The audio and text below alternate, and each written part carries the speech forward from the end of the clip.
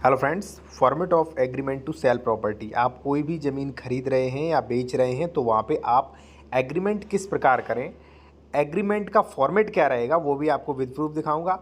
और एग्रीमेंट में आपको किन किन नियमों को ध्यान में रखना है, कॉन्ट्रैक्ट और एक्ट और रजिस्ट्री एक्ट के कौन कौन से महत्वपूर्ण नियम हैं, जिससे आपका कॉन्ट्रैक्ट जो है वो इलीगल ना हो, वॉइड शून्य ना हो कोर्ट द्वारा। ठीक है, देखिए जब भी आप ज़मीन खरीदते या बेचते हैं तो आपको एग्रीमेंट करना चाहिए। कानून भी ये कहता है जिससे आपकी जो संविदा हुई है कोई विक्रेता मुकर नहीं सकते हैं, संविदा सेव रहती है, यानी कि एग्रीमेंट होने से सेव रहता है। ठीक है, अब सवाल आता है एग्रीमेंट पे बेसिक नियम। एग्रीमेंट पे बेसिक नियम ये है, यदि कोई भी, देखिए कोई भी आपकी प्रॉपर्टी है 100 रुपये से ऊपर का मूल्य है तो वहाँ पे आपको एग्रीमेंट का रजिस्ट्रीकृत होना जरूरी है। साथियों मैं आपको एक बता दूं, रजिस्ट्रीकृत अधिनियम की धारा 17 सबसेक्शन 2 खंड 5 के अनुसार इकरारनामा रजिस्ट्रीकृत होना अनिवार्य है, चाहे उससे संबंधित अचल संपत्ति की मालियत कोई भी हो, यानी कि उसका कोई भी रेट हो। देखिए साथियों, एडवोकेट्स जो होते हैं वो थोड़े पैसों के लिए आपको सही जानकारी नहीं देते, लेकिन इकरारनामा जो होता है वो एग्रीमेंट, जो भी आपका इकरारनामा या एग्रीमेंट जिसे कह सकते हैं, जो भी आप करा रहे हो वो रजिस्ट्रीकृत ही मान्य होता है। स्पष्टीकरण इसका दिया गया है सेक्शन 17 में। ठीक है, अब साथियों मैं एक चीज़ आपको बता दूं, यदि मान लीजिए आप ज़मीन खरीद रहे हैं, जब डबल रजिस्ट्री तो नहीं है, ज़मीन के डॉक्यूमेंट सही है कि नहीं, ठीक है, ज़मीन के डॉक्यूमेंट्स निकलवाना चाहते हैं, इस पर डबल रजिस्ट्री तो नहीं, सरकारी ज़मीन तो नहीं, कोई विवाद तो नहीं, ये चीज़ें आप चेक करवाना चाहते हैं तो करवा सकते हैं, क्योंकि अधिक फ्रॉड हो रहे हैं। कॉन्टैक्ट नंबर हमारा वीडियो की डिस्क्रिप्शन में आपको मिल जाएगा। साथियों अब सवाल आता है कि चलिए मैं रजिस्ट्रीकृत करा लूँगा, इकरारनामा में शर्तें कौन कौन सी लगाऊं।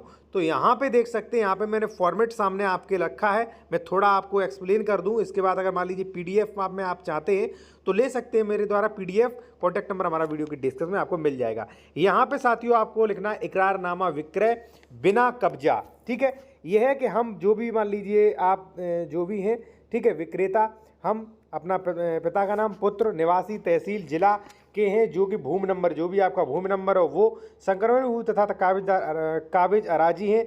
उक्त भूमि हमारी पैतृक संपत्ति है, हमको लगातार खेती से घाटा हो रहा है, जिस कारण हमारी आर्थिक स्थिति खराब हो गई। हमने परिवार के खर्च के पालन पोषण के लिए रुपयों की आवश्यकता है, लिहाजा हम लोगों ने उक्त जो संपत्ति जो है वो विक्रय करने का मन बना लिया है, परंतु कोई भी भूमि उचित पैसा नहीं तैयार हुआ। लेकिन श्री जो भी मान लीजिए जब जमीन खरीद रहा है उसका नाम, उसके पिता का नाम, निवासी, तहसील, जिला, उक्त भूमि को उचित मूल्य देने को तैयार है। अतः हम लोगों ने उक्त भूमि की जो है श्री जो भी उसका नाम है पुत्र के हाथ बेचना तय कर लिया है। मूलधन यानी कि कितना आपका प्रतिफल है, टोटल राशि कितनी है, वो उसके आधे इतने होते हैं, मैं इतनी जो भी आपने बयाना प्रयास प्राप्त किया हो वो, ठीक है, और इकरारनामा जो है मैंने इनके हक में कर दिया है। ठीक है, इस प्रकार से आप अब यहाँ पे आप अपने अनुसार शर्तें लगा सकते हैं, शर्तें कंडीशनल हों और शर्तें आप पढ़ सकते हैं और खुद अपने अनुसार लगा सकते हैं। जैसे यह है कि आज की तारीख से विकृत पूर्व धनराशि प्राप्त कर चुके तथा धनराशि वक्त और जो बची है वो रजिस्ट्री के वक्त प्राप्त कर ली जाएगी। इसी प्रकार से लगभग आप 5 से 6 शर्तें लगा सकते हैं और इसे रजिस्ट्रीकृत करवा सकते हैं।